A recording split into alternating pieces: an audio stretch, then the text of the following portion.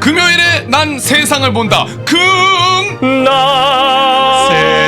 와!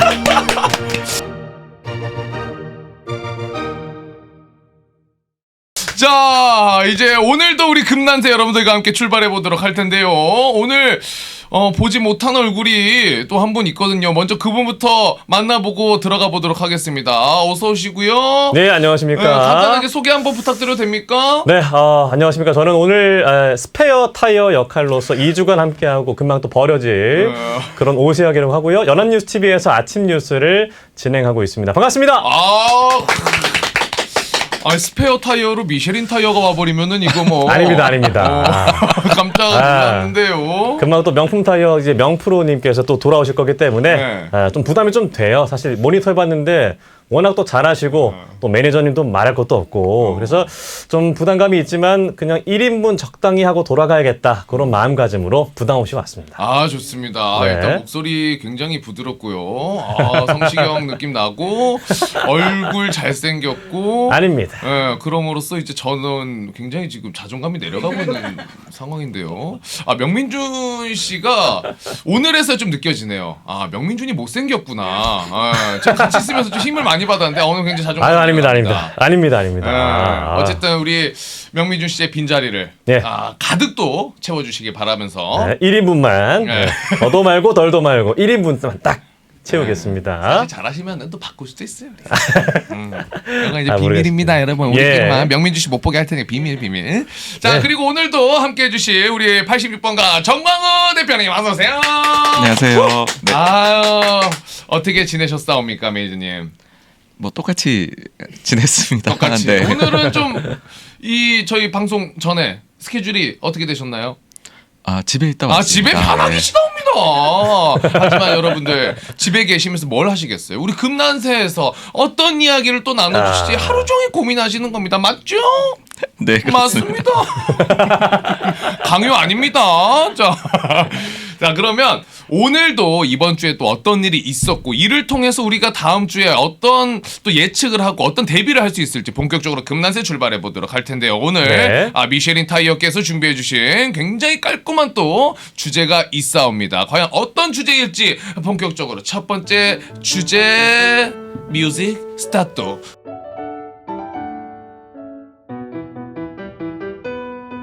네, 가보겠습니다.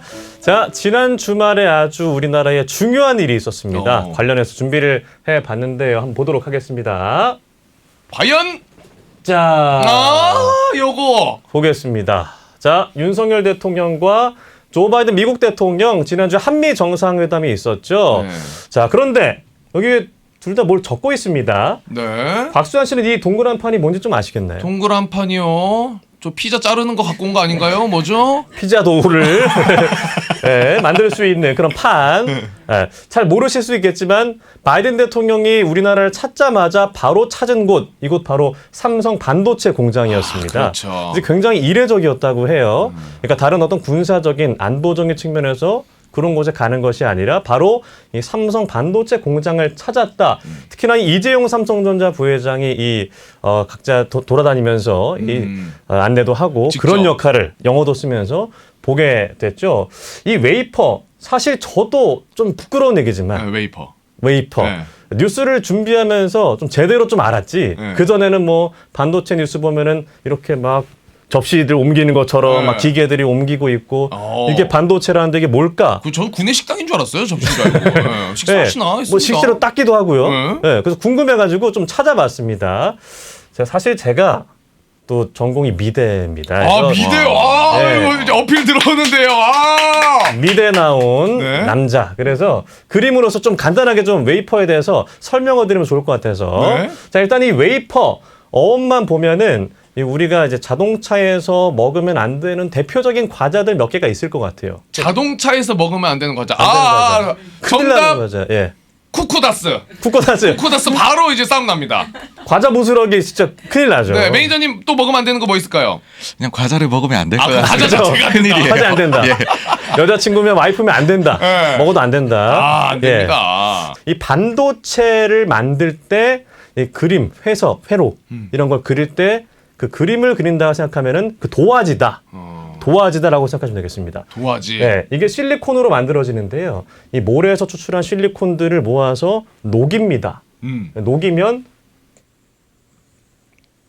그다음에 이렇게 길게 원기둥 형식으로 만들게 돼요. 네. 이걸 인곳이라고 하는데 이걸 또 자르는 겁니다. 잘라요? 네, 햄을 자르듯이 일정한 간격으로 자른 뒤에 나오면 이렇게 판이 되는 거예요. 아, 잘라서 나온 거 판입니다. 네, 그리고 여기서 세척하고 뭐 산화 작업시키고 계속 피드백 해주셔야 돼요. 틀릴 수도 있으니까요. 네, 매니저님. 매니저도 지금 지금까지는 괜찮나요? 지금까지는 너무 좋은데요. 너무 좋아요. 네, 네. 너무 좋습니다. 좋습니다. 이게 이제 이 웨이퍼가 되는 건데 그 중간에 뭐 마스크를 덧대서 뭐 빛을 쐬고 이제 눈치 보고 있습니다, 매니저님. 그리고 회로가 그려지고 또 그 식각 공정 그리고 뭐 뭘 막을 씌우고 저도 잘 몰라요, 여러분. 네, 신뢰하지 마세요. 등등 이렇게 과정을 거치면 이렇게 웨이퍼가 만들어지는 겁니다. 네. 맞습니까? 예, 맞습니다. 맞아요. 다행입니다. 깔끔합니다. 이게 가장 어려웠습니다. 네. 산 다 넘었어요, 이제. 네, 산 다 넘었어요. 네. 이 웨이퍼 왜 여기다가 쌓여냈을까? 이게 굉장히 상징적인 의미가 있지 않을까라는 생각이 드는 거예요. 특히나 이게 이 반도체 중에서 3나노. 이 2년 전에 삼성 반도체가 이 3나노 반도체 웨이퍼를 최초로 발표하기도 했습니다. 네, 그 판에 이렇게 두 사람이 서명을 하는 이런 작업을 한 것이죠. 네, 자, 그래서 네. 궁금한 것이 또 삼성전자가 미국에 막 본토에 공장을 짓겠다 이런 얘기를 했어요. 근데 작년에 특히 바이든 대통령이 반도체 수급난이 있지 않았습니까? 그래서 자동차도 계속 생산이 밀리고 그래서 긴급 회의를 열어서 반도체 그 수장들을 모아놓고 그런 자리에서 이 웨이퍼를 들고 이게 중요하다. 이게 인프라다. 공장을 직접 만들어라. 이런 식으로 어떤 압력 같은 걸 줬던 것 같아요. 그게 어떻게 보면 이 삼성전자가 공장을 짓게 된 어떤 이유가 좀 될 수 있을까요? 이게 어떻게 볼 수 있을까요? 네, 맞습니다. 지금 가장 그 미국 쪽에서도 힘들어하는 부분이 인플레이션이고 인플레랑 관련이 있는 것이 반도체가 부족해가지고서 물건을 제대로 생산을 못 해내는. 그래서 제일 심각한 분야가 보게 되면 자동차 쪽입니다. 네. 자동차 요즘 저희가 주문을 하러 가면 엄청나게 밀려 있고 그리고 옵션을 좀 빼면은 좀 빨리 살 수 있고 그런 맞아요. 상황인데요. 이게 실제로 숫자로 드러나는 것이 미국에서 매출액 대비해서 재고 비율 따져보았을 때 다른 산업들은 대부분이 과거 평균 수준으로 돌아왔어요. 그러니까 재고에 다 채웠다는 거죠. 이제 저희가 뭐 공급망 교란 이야기를 하지만 근데 자동차는 아직까지도 못 채우고 있습니다. 그러니까는 그 기원이 어딜까 하면 반도체이다. 그러다 보니까는 미국은 뭐 자동차 안 타고 다닐 수 없는 나라잖아요. 그래서 이런 영향들이 중고차 가격도 굉장히 띄우게 되고 더불어 신차 가격에도 영향을 주고 인플레도 높아지고 차도 또 근데 가질 수가 없고 그러다 보니까는 바이든 대통령이 적극적으로 여기에 개입을 하실 수밖에 없는 것이 아닌가 그렇게 생각이 됩니다. 그게 또 이게 반도체 공장을 현지에 세운다는 것이 이 삼성으로서는 또 어떤 이득이 좀 있는 거라고 볼 수 있나요? 사실 삼성 입장에서는 이거는 그전 대통령이었던 트럼프 대통령 때부터로 가봐야 될 것 같은데 네. 예. 미중 간의 사이가 굉장히 좀 틀어지게 됩니다. 경제 관련해서 이권을 다투게 되면서 서로 내 편으로 들어와라 이런 게 되고 그러면서 핵심적인 부분들 우리가 발전하는데 꼭 필요한 것들은 자국에서 생산을 해야겠다. 그러니까 자국 기업이 아니더라도 그래야지 이게 좀 보호가 되고 우리가 필요할 때 바로바로 써먹을 수가 있겠다라는 것이 되었고 그러다 보니 삼성에서도 그때부터 이미 미국 쪽에 대규모 투자를 한다라는 이야기가 있었었고 실제로 그게 이제 현실화되면서 좀 더 구체화되면서 진행이 되어가는 과정이다. 그렇게 네. 봐주시면 될 것 같습니다. 그리고 이 반도체를 만드는 뭐 생산 과정 중에서 이 TSMC라는 대만의 기업이 파운드리라 그래서 좀 어려울 수도 있지만 굉장히 많은 비중을 차지하고 있잖아요. 전 세계에서. 근데 삼성은 조금 밀려 있는 상황. 좀 그걸 좀 역전해 보려는 어떤 시도라고도 볼 수 있을까요? 질문 장미칼입니다. 너무 날카로웠어요. 뉴스 대담 같은 느낌이 들까봐 좀 조심스럽긴 한데 개인적으로 좀 궁금해서. 네. 네, 그 미국 입장에서는 두 기업이 다 잘 끌고 가고 싶어 하는 것 같아요. 예. 왜냐하면 양자가 서로 간에 그 이제 잘하는 분야가 다르기 때문에 두 쪽이 다 필요하거든요. 그래서 양쪽에 다 도움을 좀 요청해 있는 상황이고 삼성 입장에서는 워낙에나 지금 현재 분야에선 잘하는데 TSMC가 잘하고 있는 파운드리 쪽에서는 좀 밀리는 측면이 있기 때문에 이쪽에 대한 투자를 전방위적으로 이건 뭐 미국 내에서뿐만이 아니고요. 전방위적으로 좀 강화를 해서 마켓 쉐어를 좀 올려나가 보자라고 하고 있는 거라 뭐 좀 복합적으로 보셔야 될 것 같아요. 미국의 필요도 있는 거고 삼성 측면에서도 새로운 먹거리 뭐 그런 쪽으로 접근하시는 게 좋지 않나 싶습니다. 새로운 거리다. 네, 그렇군요. 그리고 또 더불어서 사실 이번 정상회담에서 여러 가지 키워드가 있었지만 뭐 경제 안보 그리고 또 IPF라는 또 새로운 경제 협력체가 또 출범이 되면서 우리나라도 같이 하겠다 공식화를 하기도 했습니다. 이 IPEF가 사실 뭔지 좀 궁금하기도 해서 네.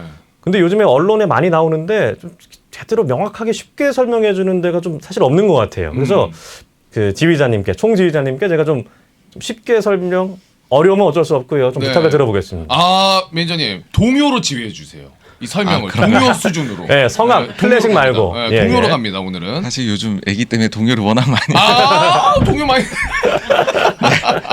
약간 동요 지옥 계시간 같죠. 네, 그래도 동요 느낌으로 쉽게. 네, 네. 쉽게 봐서는 미국하고 중국 간에 서로 간에 경제 블록을 쌓아 나가는 과정인 것 같아요. 네. 보시면 세계화 지수가 계속해서 높아져 가다가 이제는 블록화가 되고 있습니다. 각자 워낙에나 이제 미국 입장에선 중국이 본인의 패권을 건드릴 정도로 성장을 해 나가니까 여기에서는 조금 이게 뭔가를 좀 브레이크를 걸어야 되겠다. 과거에도 보시면은 미국이 본인들의 GDP의 특정 수준에 따라오게 되면 가령 예를 들어 소련하고 패권 경쟁을 한다든지 네. 아니면 일본에 대해 가지고서 80년대 중반에 환율 가지고서 플라자 합의라고 플라자, 하죠. 예. 그걸 통해 가지고서 견제를 한다든지 이런 행태를 보입니다. 근데 그게 이제 중국 쪽으로 지금 가게 된 것이고요. 아, 경쟁 상대를 확실하게 좀 제압하겠다. 네, 기선 그렇습니다. 제압하겠다 그런 느낌일까요? 네, 네. 그래서 미래 성장 엔진에 있어 가지고서 확실하게 좀 예봉을 꺾어버리자. 네, 그래서 나오게 된 것이다라고 생각이 되고 IP 이제는 이 또 미국이 추구하는 것은 단순하게 경제 동맹을 넘어서서 근데 이게 뭔가 중국에 대해 견제할 때는 명분이 있어야 될 거잖아요. 네. 지금 하고자 하는 거는 가치 동맹이다라는 쪽으로까지 가는 것 같아요. 인권 문제라든지 아니면은 특허 관련된 지적 재산권에 대해서 좀 중국이 사실은 그런 걸 좀 남용하는 게 있잖아요. 그런 쪽을 이유로 들어가지고서 우리가 만들고자 하는 경제 동맹 체제는 그런 쪽에서 굉장히 좀 클린하다. 그런 질서 같은 걸 좀 만든다. 뭐 그렇게 볼 수 있을까요? 예, 그렇습니다. 그래서 두 방향으로 지금 진행하고 있는 것으로 보이는데요. 말씀해주신 그 IPEF 같은 경우는 아시아 쪽에 인도까지 해가지고 뭐 한국, 일본 다 엮어서 만들어내는 것이고 네. 그 다음에 유럽 쪽에는 TCC라는 게 있습니다. 이걸 통해 가지고서 그 이제 하나의 또 블록을 만들어내서 중국을 견제를 하고자 하고 있습니다. 그럼 이것도 궁금한 게 이번에 참가국들을 보면은 이 RCEP이라고 하는 중국 주도의 경제협력체와 좀 겹치는 나라들이 꽤 있잖아요. 그럼 그거는 뭐 영향이 없는 겁니까? 여기 갔다 저기 갔다 이래도? 사실 그 나라들에게 네. 어디에 줄을 서일지를 좀 강요를 하고 있는 것 같아요. 아. 그러니까 고래 싸움에 새우등이 터지는 격이 될 수도 예. 있다고 생각을 합니다. 근데 왜 이런 일이 발생했을까 하면 그 전임자였던 트럼프 때부터인 거거든요. 트럼프 때 워낙에나 모든 판을 다 흔들어 버렸잖아요. 그러다 보니까는 동맹국들 입장에서 정말로 미국이 우리에게 옛날처럼 믿을 만한 우방일까라는 의구심도 좀 가지게 되었었고 저희도 보시면은 보복 같은 것들 관세 같은 거 많이 받았었잖아요. 그러니까요. 그런 상황에서 정권이 바뀌어서 민주당이 되었는데 바이든 대통령도 또 그와 흡사한 걸 가지고 나오니까 그러니까 그 사이에 뭐 ICP라든지 아니면은 그 CPTPP 같은 경우에는 그 사이에 지금 요 아이디어가 바이든 대통령 아이디어가 나오기 전에 이미 협약을 맺은 것들이거든요. 그래서 여기에는 우리도 좀 양다리를 걸쳐놓자 어떻게 될지 모르니까 네. 그때만 해도 트럼프가 재선이 될 수도 있는 상황이었잖아요. 그렇죠. 네. 그러다 보니까 중국 쪽에도 한 발 걸치고 미국 쪽에도 지금 한 발 걸쳐 있는데 결국에는 둘이 이제 어느 쪽에 서라라고 강요하는 시기가 올 거다라는 생각이 듭니다. 그 제일 직접적으로 좀 새우등 터지고 있는 게 우리나라라고도 좀 느껴지긴 하거든요. 어떻습니까? 맞습니다. 맞죠. 한국이 터졌던 경우가 그 이제 사드 때문이었죠. 아. 사드 2016년도에 그죠? 예, 맞습니다. 그 사드 보복이 이제 그때 당시에는 박근혜 대통령이었었고 그 다음에 바이든 부통령이 한국에 와서 아주 냉혹하게 이야기했습니다. 그 주의 잘 서라고 이야기를 했었고 미국과 반대편에 서서 잘 되는 경우가 없다라고 얘기를 했거든요. 그러면서 그 전만 해도 중국의 전승절 행사에 갔다 왔던 한국이 바로 바꿔서 사드 배치를 결정을 하게 됐었죠. 그러고 나서 전면적인 보복을 당하게 됐고 네. 그게 좀 이제 다른 나라들이 보기에는 이게 크게 하나의 아주 기록에 남는 사례거든요. 네. 왜 그러냐 하면은 그 전에 있었던 보복들, 뭐 대만에 대한 보복이나 아니면은 북유럽 국가들에 대한 뭐 수산물에 대한 연어나 이런 거에 대한 보복, 일본에 대한 보복 같은 것들은 기간이 짧았어요.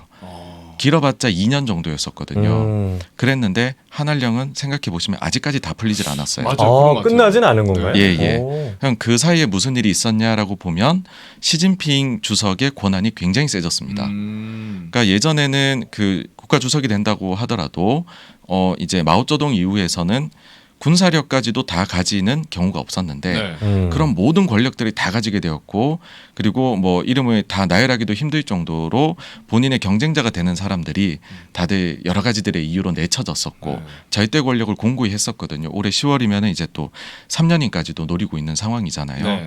그 과정에서 파워가 세지다 보니까 이런 보복 같은 것들도 한 번 눈밖에 나면 이제 굉장히 강하게 비슷한 사례가 제가 볼 때는 지금 중국에서 플랫폼 기업들이 겪고 있는 것 같아요.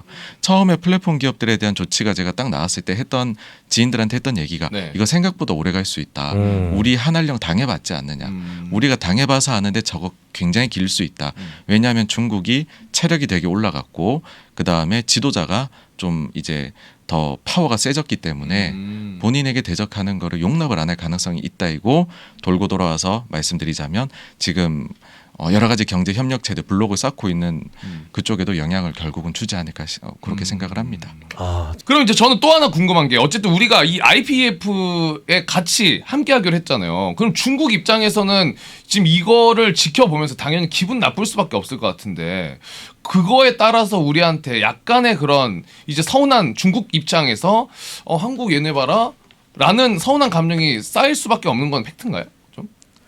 뭐 제가 중국이라도 그런 감정이 들 것 같아요. 중국이라도. 예.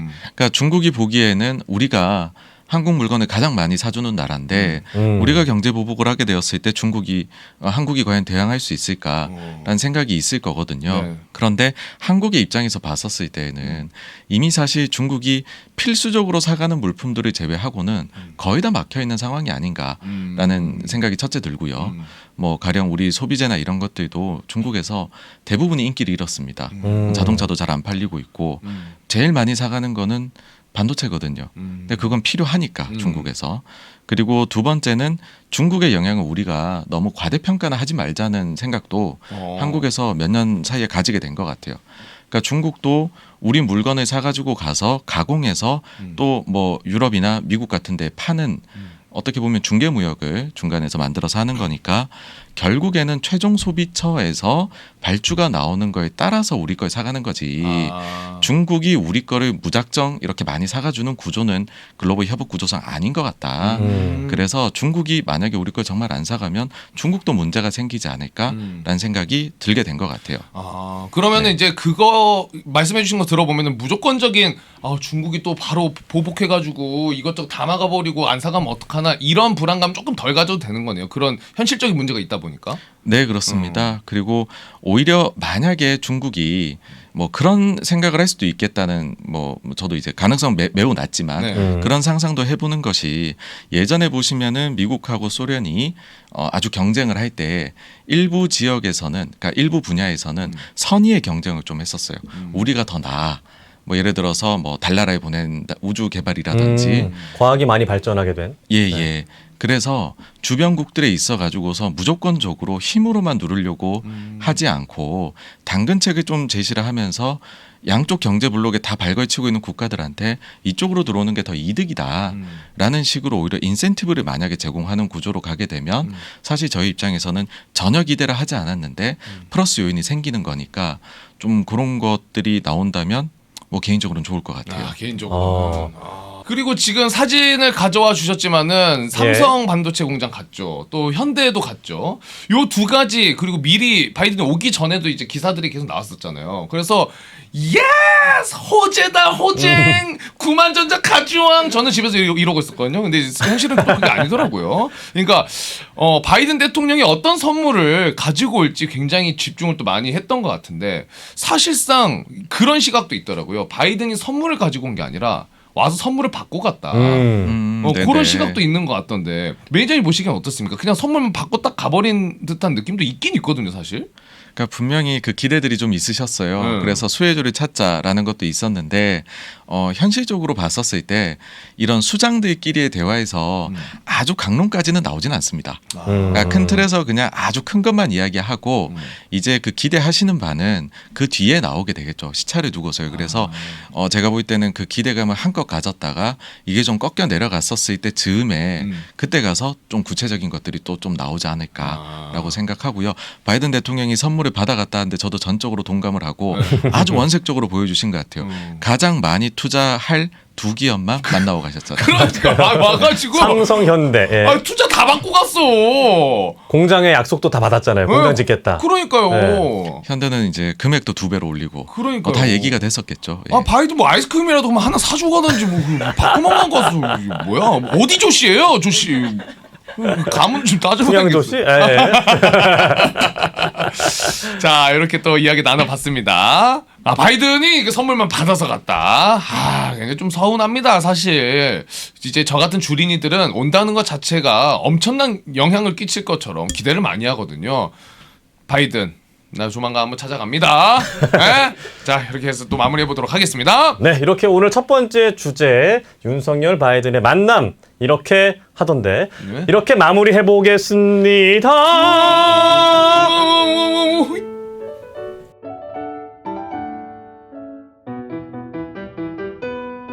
자 그럼 이번에는 제가 가지고 온 주제 바로 다뤄보도록 하겠습니다. 첫 번째 주제로 한미 정상회담을 다뤄봤는데요. 두 번째 주제도 살짝 연관이 있습니다. 바로 공개합니다. 앨범 표지. Let's go. Side High. 요 사진 매니저님 어떤 의미가 있는지 좀 느껴지시나요? 뭐 이번에 있었던 또 그 한국하고 순방을 바이든 대통령이 한 거기에 대해서 좀 심기가 불편한 내용이 중국에 있는 거 아닐까요? 그렇죠.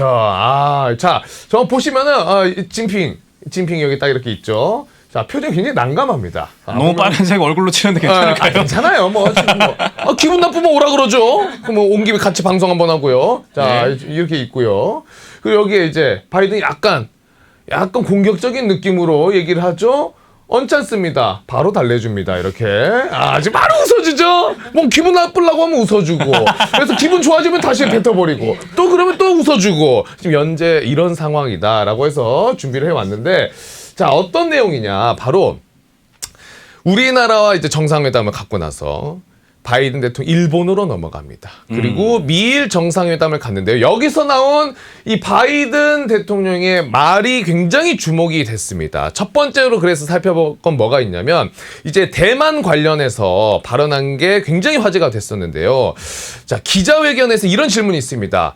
대만을 군사적으로 수호할 생각이 있느냐라고 질문을 했는데 그렇다. 라고 바이든 대통령이 이야기를 합니다. 근데 이제 이게 대만 관계법에 따라서 미국이 뭐 무기 지원이나 이런 거는 조금씩 하지만은 직접적인 참전이나 이런 거는 안 하는 걸로 계속해서 입장을 밝혀왔는데 공개적인 자리에서 그렇다라고 이야기를 해가지고 굉장히 그렇다? 놀랬어. 지금 놀란 거예요. 그렇다? 굉장히 놀랬는데 그 다음날 굉장히 또 재밌었던 건요. 자, 대만 군사적 지원 할 수 있다. 그렇다. 놀라죠? 그 다음날 아니다. 바로 번복을 합니다. 거의 버벌진트급이에요. 바로 이제 번복진트. 바로 바이든 대통령도 번복을 하거든요. 근데 여기에서 이제 첫 번째로 우리 매니저님한테 궁금한 거는 이런 비슷한 사례가 사실 이번이 처음이 아니라 그 전에도 한 3번 정도 있었다고 하더라고요. 그래서 대부분의 기사나 언론에서는 바이든의 말실수 그리고 실제로 말실수라고 보여질 수 있는 게 그렇다라고 이야기를 하고 난 다음에 이제 백악관이랑 국방부에서도 급히 막 진화하는 듯한 느낌이었거든요. 기존과 달라진 게 없다. 그런 진화하는 느낌이 들어서 더 그런 언론의 기사들이 나온 것 같은데 3번이나 있었고 이번에도 있었고 그래서 첫 번째 질문입니다. 궁금한 거 요거 진짜 말실수라고 봐야 될지 아니면은 혹은 약간 정치적인 의도나 뭔가 계산된 게 있어서 그냥 쓱 뱉는 건지 일단 요게 첫 번째로 궁금하거든요. 어떻습니까? 네, 때때로 저희가 너무 이 유명인들의 말이나 이런 거에 많은 의미를 부여하는 것 같습니다. 저는 좀 실수에 가깝지 않나라는 생각을 하는 쪽이거든요. 근데 바이든이 정치 경험이 거의 50년에 가까운데 실수라고 보시는 게 맞습니까? 왜냐하면은 이번에도 바이든 대통령이 이거를 아시아에서 이야기를 하고 그날 저녁에 몇 시간 안 지나가지고서 바로 이야기가 나옵니다. 백악관에서 이거는 잘못 이야기한 거다. 대놓고. 확실하게 정리를 했군요. 예, 미스 스피크라고 바로 이제 이야기를 하는 걸 보면서 이게 이쪽도 좀 난감하구나라는 생각이 들었고 그러다 보니까는 중국에서도 여기에 대해 가지고서 뭐 이제 무력적으로 대응을 한다든지 그런 거 전혀 없이 뭐 논평이나 이런 쪽으로 그냥 대체하고 그러는 것 같습니다. 그러면 약간 요거는 실수라고 좀 보는 게 가능성이 더 높다. 아니 왜냐하면 너무 이제 많이 나오기 때문에 저도 처음에는 전략적 판단이 있다고 생각을 했었거든요. 네, 처음에는. 예. 근데 지금은 조금은 그냥 단순히 말실수가 많이 나오는 것이 아닌가 이고 아까 전에 잘 말씀해 주신 게 이제 대만하고 맺은 관계법의 경우에 상당히 모호하게 표현이 되어 있습니다. 그러니까 이게 그 미국이 정말로 참전을 즉각적으로 하는 것인지 아닌 것인지가 해석의 여지가 있는 부분이기 때문에 그거는 뭐 나중에 어떻게 전개되냐에 따른 미국의 판단인데 그래서 사실 이거는 별로 그렇게 이슈가 될 문제가 아닌데 한번 말실수가 되니까 기자들이 계속 기자분들이 물으시는 거예요. 꼬꼬무가 돼버렸거나. 예. 이게 이제 어쩔 수 없죠. 이거는 숙명입니다. 앞으로도 계속 반복될 수 있다. 그렇게 생각합니다. 반복될 수 있다. 그러면 이제 궁금한 게 사실 예를 들어 매니저님이 미국의 역할이고 제가 한국이고 혹은 또 다른 이제 동맹국입니다. 네. 그래서 막 이렇게 저랑 약속을 해요. 매니저님 저 지켜주실 거죠? 그래서 넌 내가 지키지. 이렇게 막 약속을 합니다. 막 미국 신뢰가 가. 근데 우리 정말 나를 지켜주는 큰형님이 다른 데 막 다닙니다. 근데 가서 막 말실수하고 다녀. 가서 이거 했다가 쏘리 아닙니다. 이러면은 동맹국 입장에서는 약간 좀 신뢰도가 좀 떨어지는 듯한 느낌. 저 형 이거 나도 안 지켜주는 거 아니야 저거? 약간 이런 신뢰도가 약간 반복되다 보니까 떨어질 수도 있다라고 생각이 들거든요. 이 부분은 좀 어떻습니까? 그래도 미국이잖아요. 그래도 미국이다. 미국입니다. 그전에 그래도 미국입니다. 트럼프도 겪어왔는걸요. 트럼프는 좀 내성이 생겼군요. 네. 그래서 좀 괜찮을까? 그런 거 있어서 굳이 동맹국들이 신뢰를 잃거나 그런 수준은 아니다. 저희는 이제 미국이라는 그 시스템을 신뢰를 하는 거라고 생각합니다. 그게 진짜 맞는 말인 것 같네요. 그 바이든이라는 사람이 아닌 미국에 대한 어떤 시스템을 신뢰한다. 네네. 자, 그러면 바이든이 이렇게 지금 언급을 한 거는 실수였던 것 같다. 단순하게. 왜냐면 전 걱정했어요. 바이든이 뭐 치매설도 돌고 뭐 이런 게 살짝 걱정했는데 그래서 진짜 치매인가? 뭐 이런 걱정도 근데 했거든요. 실제로 미국에서 반대 진영에서는 바이든이 뭐 치매다 이렇게 공격을 하기도 하더라고요. 트럼프 대통령 그래서 바이든 대통령이 지금 살아있는지도 모를 것이다. 이렇게 막 망언을 하기도 했어요. 그래요? 네, 되게 세게 얘기하죠. 트럼프 답주. 네. 트럼프 재선 놀이주. 네. 아무튼 그래서 바이든 대통령이 1942년생이에요. 그래서 우리나라 나이로 81살. 그러니까 굉장히 나이가 고령이시긴 하죠. 네. 이렇게 대통령으로 일하기가 참 쉽지 않은 나이긴 한데 그래서 42년생이 어느 정도 나이인가 제가 퀴즈를 준비를 해봤습니다. 퀴즈 좋아요. 우리나라 연예인 중에 바이든과 동갑은 누구인지를 맞춰주시면 되겠습니다. 제가 보기를 드릴 거예요. 보기 있습니다. 보기 있습니다. 네, 있습니다. 어렵죠. 네. 자, 첫 번째 1번 이순재 씨. 이순재 선생님. 1번 이순재 씨. 헤어스타일은 비슷합니다. 오케이, 백발이죠. 자, 2번 윤문식 씨. 윤문식. 네, 이런 싸가지 없는 놈들. 네. 자, 그리고 3번 변희봉 씨. 변희봉 씨. 영화 괴물에 나오던 변희봉 씨. 그리고 그죠. 빨리 가. 네. 변희봉 씨. 좋아요. 변희봉 씨입니다.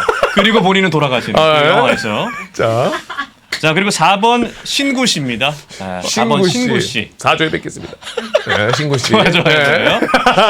아주 친절한 설명. 친절한 이해하셨을 설명입니다. 겁니다. 자, 이렇게 네 분인데요. 이 네 분 중에 누가 바이든 대통령 동갑인가 42년생인가 맞춰주면 되겠습니다. 제가 맞추신 분께 네. 커피 쿠폰을 커피 쿠폰 있어요? 하도록 하겠습니다. 네. 예, 좋습니다. 바로 드립니다.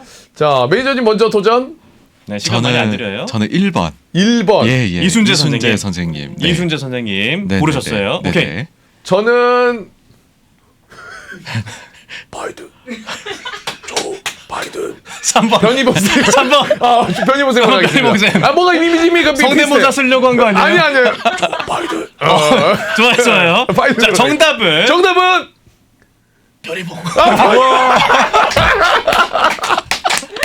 맞아요. 정답이에요. 자, 1번부터 보겠습니다.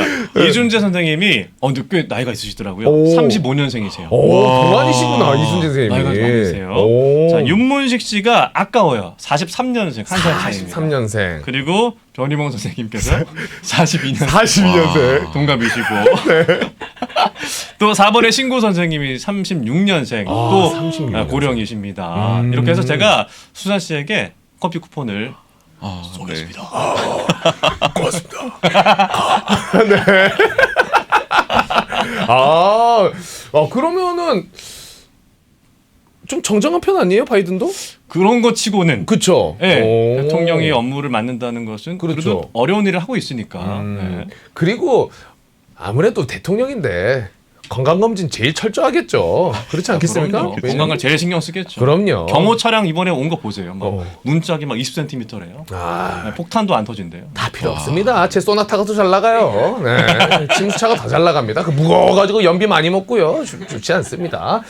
자, 그렇게 한번 첫 번째로 다뤄봤고 두 번째 발언이 또 있습니다. 화제가 된 게 바로 어떤 게 있냐면 중국 관세 관련해가지고 중국 관세를 이제 낮추겠다 이런 검토하고 있다. 이런 발언이 있었어요. 그리고 그 발언이 있고 나서 실제로 뉴욕 증시도 이제 반등을 하고요. 거기에 약간 기대감이 있어서 그런지. 근데 저는 여기서 이제 궁금한 게 중국 관세 관련해 가지고 마찬가지로 기자회견에서 낮추는 걸 좀 검토하고 있다. 그래서 바로 웃으면서 또 이게 기분 나쁨을 딱 달래줍니다. 이렇게 쓱 들어가죠. 중국 관세 낮춰 검토 중 이렇게 발언을 했단 말이죠. 그러면 실질적으로 이 발언 이후에 뉴욕 증시도 반등을 했고 그러면 검토를 하고 있다고 이야기를 한 지금 상황에서 그 가능성은 먼저 한 몇 % 정도 대략 될까요? 정말 실제로 가능성은 높다라고 봅니다. 높다. 예. 다만 그거를 지금 당장 기대하기는 어렵다인데요. 이거는 무슨 말이냐면은 좀 말씀을 좀 길게 드려야 될 것 같아요. 편하게 누워서 하셔도 됩니다. 궁금해요. 매니저님. 일단은 왜 우리가 이 관세에 대해 가지고서 사람들이 호재로 인식을 하느냐라고 하면 미국이 지금 인플레가 많이 높고 근데 관세를 25% 막 7.5% 물품에 따라서 지금 매기고 있거든요. 그러니까 중국에서 5천억 달러를 미국이 수입을 하는데 여기에 대해서 부과되는 관세가 내려가면 그러면은 유통사들도 가격을 인하를 할 것이고 그러면은 이게 인플레가 좀 잡힐 수 있는 것 아니냐라는 기대가 녹아나 있는 것입니다.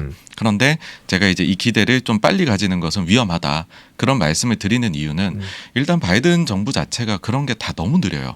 느려요. 그러니까 이거를 두 단계로 보셔야 되는데 첫 번째는 뭐가 있냐면 처음에 트럼프 정부에서 이걸 매기겠다고 했잖아요. 네. 그랬을 때 일부 기업들이 반발을 합니다. 가령 중국에서 이게 수입이 안 되면 우리 큰일 나. 중국에서 이게 가격이 너무 올라가면 우리 경제에 해로워라고 해서 거의 600여 개에 가까운 물품에 대해서는 여기에 적용이 되지 않는 면제를 받아요. 그러니까 면제를 실제로는- 해줬어요. 트럼프 대통령 면제를 해줬습니다. 근데 그게 명확하지 않으면 더 민감하게 다가올 수 있는 거 아닐까요? 그 기준이? 맞습니다. 그래서 그때 당시에는 그런 이제 기업들의 소위 소원 수리를 받은 거죠. 먼저 몇 달간 받고 이제 물품을 싹 정해가지고서 하게 되었고 네. 전체로 봤었을 땐 거의 한 20% 가까운 물품이 면제를 받게 됩니다. 근데 이게 트럼프 대통령의 임기가 끝나고서는 소멸이 되거든요. 이제 일몰이 되는 규정이었고 여기에도 관세가 매겨지게 돼요. 그 면제 받았던 20% 기업들이 그래서 그 기업들이 이제 바이든 대통령한테 요구를 하죠. 우리도 다시 해달라. 근데 바이든 대통령이 이걸 차일피일 미룹니다. 그래서 이게 최근에야 다시 됐어요. 근데 물품 수가 300여 개로 줄었어요. 그래서 절반 전체 가까이 줄었네요. 네네 대상이 되는 게 지금 10% 초반대 정도로 지금 계산이 되거든요. 그래서 근데 이 말이 나온 거는 바이든 대통령이 당선되자마자부터 표적 관세 인하 절차라고 저희가 이거 이야기하는데 여기에 대해서는 얘기를 한 것이 이제 된 겁니다. 그러니까 시간이 굉장히 오래 걸렸었어요. 1년 반이 지났는데. 예. 그리고 이번에도 실제로 어떤 이야기가 나왔느냐. 전면적으로 관세 좀 우리가 한번 들여다보자 하니까 이걸 이제 담당하는 곳은 미국에서 그 USTR의 캐서린 타이인데 그분이 이야기한 게 이거 다 검토하고 하는데 현실적으로 몇 달 걸린다라고 최근에 얘기를 해요. 그러니까는 이게 실제로 진행되고 적용되는 데는 아마 꽤나 시간이 걸릴 것이다라는 게 일단 첫째고요. 그다음 두 번째는 모두가 궁금해하는 게 과연 그러면 이게 어느 정도의 숫자로 영향을 미치게 되느냐인데 아, 너무 좋습니다. 실제로 트럼프 대통령 때 관세를 매기겠다고 하니까 미국의 한 지역 연준에서 보고서를 내요. 우리가 분석을 해보니 이렇게 했을 경우에 실제로 인플레가 얼마 올라가게 됩니다라고 하는 게 있거든요. 네. 그때 모든 물품에 대해서 25%를 부과하면 0.4%포인트가 상승한다고 이야기를 합니다. 근데 실제로 적용된 거는 지금 절반에 대해서 25%또 남은 거의 절반에 대해서 7.5% 적용 중이거든요. 그래서 요거를 역산해서 계산해 보면 0.23%가 나와요. 좀 낮네요. 지금 미국이 8%대잖아요. 굉장히 그러니까 높은 상황인데. 지금 이거 가지고서 큰 변화가 생길 수 있느냐라는 거고 실제로 관세를 없애자라고 이야기를 재무장관인 옐런도 여러 차례 했었어요. 근데 그러면서 항상 덧붙이는 말이 뭐냐 하면 조금은 도움이 될 수 있지만 이게 절대 인플레 잡는 데 게임 체인저가 되진 못할 것이다 라고 하는 이유가 있는 겁니다. 그래서 안 하는 것보단 낫죠. 최대한 빨리 하는 게 낫지만 생각보단 미미합니다. 그 미비함 때문에 속도가 좀 느린 영향도 있을까요? 아니요. 바이든 대통령은 다 좀 느려요. 지금 모든 왜 게. 이렇게 느려요? 다 좀 예. 느린 게 이유가 있을까요? 왜냐면은 바이든의 어떤 정치적인 역량이라는 거는 정말 경력도 많고 부통령까지 지냈고 뭐 상임 뭐 위원이면 다 못 해본 게 없는 위치인데 이렇게 느리게 진행하는 이유가 있을까요? 지금 그리고 미국 내에서도 지지율도 굉장히 안 좋은 상황. 그리고 11월에 있을 중간 선거가 있는데 거기도 좀 전망이 안 좋은 상황이잖아요. 네네. 그 경력이 많다라는 거는 반대로 얘기하면 노회한 정치인이란 말도 될 것 같아요. 그러니까는 예민하거나 결정을 내렸을 때 선택을 강요하는 문제는 최대한 미루는 주의이신 것 같아요. 그러다 보니까는 점점 차일피일 이제 중요한 문제들이 미뤄지는 것이 아닌가 싶고 그리고 많은 분들이 지지율이 낮고 중간 선거 지면 어떡하냐 바이든 대통령이 뭔가 카드를 꺼낼 것이다인데 실제로는 조금 다르게 보는 것 같아요. 그러니까 제가 느끼기에는 어떠냐면 바이든 대통령 재선 선거는 아니에요. 그렇죠. 엄밀히 그렇죠. 말하면 네. 국회의원들이고 그리고 원래 그 이제 중간 선거는 보통 여당이 진다가 지금까지 공식이었습니다. 맞아요. 그 전에 있었던 그 천하의 오바마 대통령도 중간 선거는 패배했었거든요. 아 그렇군요. 그래서 본인이 진다고 한데 그게 정치력에 그렇게 타격이 갈까라는 생각도 들어요. 그러다 보니까는 보시면은 지금 민주당 의원들이 굉장히 몸이 달아서 이것저것 하자고 요구를 하고 있고 바이든 대통령은 좀 천천히 가는 저는 제가 받는 느낌은 발이 동동 그렇습니다. 구르게 되는. 네. 예, 그렇습니다. 그것조차 네. 미루고 있습니다. 천천히. 그러니까 전반적으로 스타일 자체가 좀 느리신 분이네요. 미루고 염색도 좀 미루신 것 같은데요. 지금 상황이 지금 백발이 좀 머리가 좀 많이 있으시네요. 그러면 지금 전반적으로 봤을 때 중국 관세 중국 입장에서는 그래도 그게 실행이 되면은 관세 관련해서 좀 낮춰지게 되면 중국 입장에서 좋은. 아우 좋습니다. 너무 좋죠. 너무 좋죠. 중국에서는 이미 여러 차례 논평을 냈어요. 그러니까 협력할 부분은 하고 우리가 뭐 다툴 부분은 다투자라고 이야기하면서 특히나 이거는 미국의 국민들에게도 도움이 되니 즉각적으로 철폐를 해줬으면 좋겠다. 여러 차례 논평을 냈습니다. 더 사실 낼 필요도 없을 정도로 했고요. 그래서 중국 입장에서는 어쨌든 관세가 내려가게 되면 당연히 좋아지는 거고. 그럼 여기서 이제 또 하나 궁금한 게 아까 이야기했던 것처럼 대만 관련해서 조금 세게 이야기를 했다가 번복을 했고요. 기분이 살짝 상할 수 있겠죠? 그리고 방금 관세 같은 경우에는 또 너무나 좋아하는 이슈입니다. 중국 입장에서는. 두 개가 이제 상응하는 이 발언이 두 개 같이 나왔는데 앞으로 그럼 경제적인 측면에서 봤을 때 향후 이런 발언들도 중국 관계에 영향을 미칠 수가 있습니까? 미국과의 중국 관계. 중국은 실은 이제 미국의 모호한 태도에 대해서 오히려 불만이 많아요. 모호한 그러니까 태도. 미국이 좀 방향을 정해주면 좋겠다고 이거는 바이든 대통령도 그렇고 그 전에 트럼프 대통령 때도 그랬던 거라고 봐요. 그래서 방향을 좀 잡아주면 오히려 중국에서는 협력할 건 하고 아닌 건 안 하겠다라는 식인 것 같고요. 그래서 미국이 어떤 좀 중국 입장에서 봤을 땐 도발적으로 보일 수 있는 행동들에 대해서 사실 중국이 직접적인 대응은 한 건 없습니다. 아 그래요? 가령 예를 들면 미국의 그 얼마 전에 이제 상원 의원하고 하원 의원들이 대만의 그 이제 대만하고 중국이 지금 좀 이슈가 되고 있는 그 영토에 네. 예. 직접 비행기 타고 내린 적이 있어요. 어. 그러니까 원래 그렇게 되면은 조치를 취하겠다라고 했었는데 군사 조치 내려진 건 없었고요. 중국도 그냥 미국을 이제 좀 어렵게 생각하는 건 어쩔 수가 없나 보네요. 그래도. 네, 사실 지금 당장에 정말 뭐 가능성은 없다고 봐야 되겠지만 최악의 상황에서 뭔가 좀 분쟁이 발생한다라고 군사적인 하면 문제. 이기기가 힘들죠. 미국이 워낙에나 지금은 뭐 군사력이 압도적이니까는요. 그리고 또 미국에서도 그런 거를 좀 이제 고려를 하는 거는 뭐가 있냐면 하원 의장 그 저희가 잘 알고 있지만 낸시 펠로시 의장 같은 경우에 대만에 방문한다고 얘기를 했었어요. 오. 그게 제가 알기로는 거의 대만을 처음 방문일 겁니다. 그 미국의 하원 의장이 대만에 가는 건요. 근데 중국에서 완전히 이제 노발대발했었죠. 그러니까 갑자기 가기 몇 시간 전에 의장이 코로나에 감염됐다라고 하면서 전면적으로 일정을 다 취소를 해버리거든요. 아 좋은 핑계인데요. 그래서 이런 부분들을 봤었을 때에는 서로 간에 극단적인 각은 지금 민주당 내에서는 안 세우는 것 같고 서로 이제 잔펀치만 날려가면서 하는 것 아닌가 싶습니다. 서로. 예. 그럼 이게 좀 약간 여담일 수도 있는데 문득 드는 생각이 서로 이제 말씀해 주신 것처럼 직접적인 대응보다 이제 서로 잔펀치 짭짭만 날리고 있거든요. 짭짭 카운터 안 들어가고 짭짭짭 이렇게 거리 재고 있는 느낌인데 거기에서 지금 최근에 북한이 계속해서 미사일 쏘고 있지 않습니까? 그러면 그거 혹시 북한이 진핑이 형 대신해 가지고 형 내가 그럼 좀 쏴줄게 해가지고 쏘는 그런 건 아닐까요? 예전에 제가 어디서 읽은 바로는 미국의 이제 그런 외교 통상 전략가 네. 그런 분이 우리가 오판한 것 중에 하나가 중국이 북한에 큰 영향을 미칠 수 있다라는 그걸 너무 좀 과도하게 생각했던 것 같다. 오, 그런 게 아니에요? 있어요. 그러니까 이 북한은 좀 특수한 나라라고 생각을 해야 될 것 같습니다. 그러니까 우리하고 사이가 좋아졌다 해서 우리 말 잘 들어주는 것도 아니고 중국하고 오랫동안 맹방이라고 해서 중국의 거를 다 또 듣는 것도 아닌 것 같고 그냥 뭐 좀 본인들의 필요에 따라 가지고서 움직인다. 예, 그래서 조금 가끔은 국제 정세의 분위기와 다르게 좀 분위기를 깨는 행동들도 그래서 나오는 게 아닌가.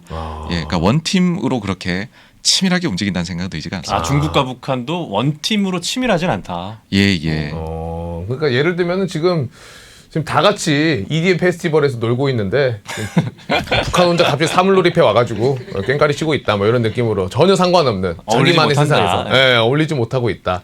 그렇게 보면 될 것 같습니다. 자 이렇게 해서 또 바이든과 시진핑의 관계 과연 어떨지 그리고 이번 미일 정상회담을 통해서 또 중국의 입장은 어땠는지도 함께 매니저님과 살펴봤습니다.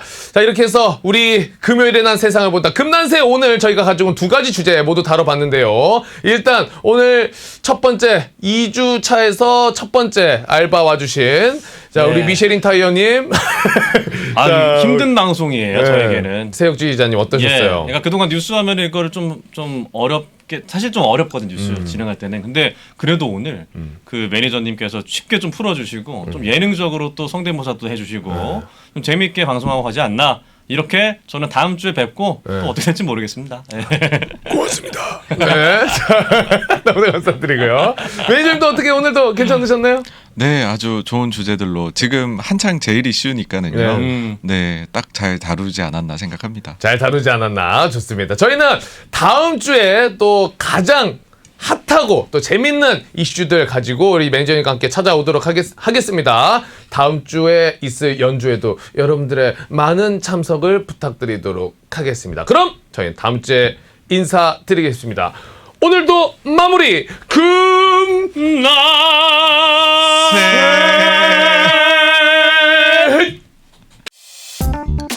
자신감이 차오른다 TRX2 투자를 많이 하고 오랫동안 해본 분들이 특징이 있어요. 참 세상을 많이 알아요. 그러니까 경제가 아니면서도 이런 다양한 뭐 정치나 아니면 행정이나 아니면 심지어 타국의 문화까지도 예, 굉장히 많이 알거든요. 어떻게 경제만 따로 떨어져 나갈까요? 말이 안 되잖아요. 전공자니까라는 생각을 좀 많이 하시는데 전공 공부보다는 이런 역사학 같은 거 좀 관심이 있었고 돌아보면 이제 생각을 좀 이렇게 총체적으로 하는 데는 도움을 많이 줬었던 것 같아요. 그래서 총체적으로 봐야지 뭐 어떤 내용이든지 좀 더 자세히 볼 수 있다 이제 그렇게 생각을 했었고요. 그냥 개별적인 지식들, 파편적인 지식들이라도 그냥 막 쌓아놓다 보면 이놈들끼리 이제 달라붙어가지고 새로운 모습들을 이제 보이게 되는 경우들이 있고요. 이렇게 쭉 보다 보면 어느 순간 보이는 그 순간들이 있습니다. 이제 자꾸 바둑돌을 놓다 보면은 어느 순간 연결이 되잖아요. 그런 개념이라고 보시면 됩니다. 알겠습니다. 안녕하세요 여러분, 저 김프로 김동완입니다. 우리는 매일 어떤 결정을 하고 행동을 하죠. 하지만 이 어떤 분들은 그 결정과 행동의 성공 확률이 굉장히 높기도 하고요. 또 어떤 분들은 그 성공의 확률이 매우 낮은 걸 봅니다. 어떤 선택이 모이느냐에 따라서 우리의 인생은 정말 큰 차이가 나게 되는데요. 좋은 선택을 하는 분들을 가리켜서 우리는 보통 현명하다고 하죠. 여러분, 이 현명함은 과연 어디서 오는 걸까요? 제 생각에는 세상에 대한 총체적이고 바른 이해가 가장 중요한 것 같습니다. 세상을 폭넓게 이해하고 현명한 판단과 실행을 통해서 인생의 중요한 기회를 놓치지 않는 것. 바로 그것이 지금 우리에게 필요한 지혜라고 생각합니다. 그래서 저희 3프로TV가 이 지혜를 기를 수 있는 교육 프로그램을 만들었습니다. 바로 위스덤 칼리지인데요. 정말 다방면에 걸친 지혜 있는 분들의 정성스러운 교육 커리큘럼을 준비했습니다. 저희 위스덤 칼리지와 함께 하시죠.